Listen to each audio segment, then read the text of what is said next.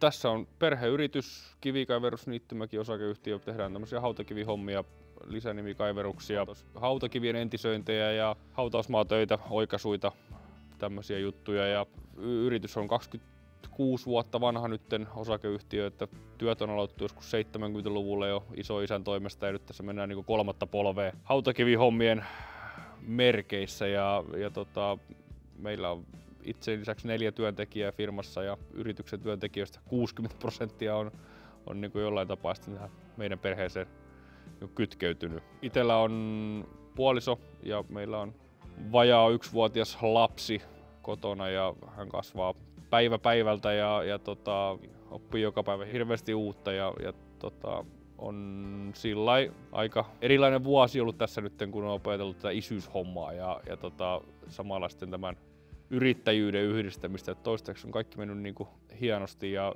toivotaan, että menee jatkossakin ja uskotaan, että menee jatkossakin kaikki hyvin.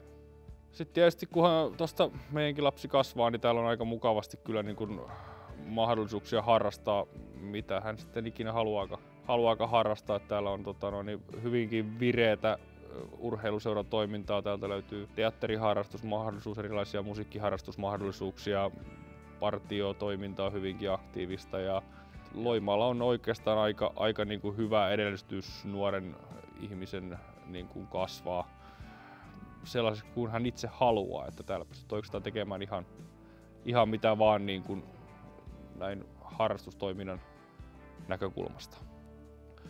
Ainakin itselläni Loimaalta löytyy ihan kaikki, mitä niin kuin tämän ikäinen ihminen, tuore isä, on toistaiseksi tarvinnut. Täällä on peruspalvelut ihan maalillaan.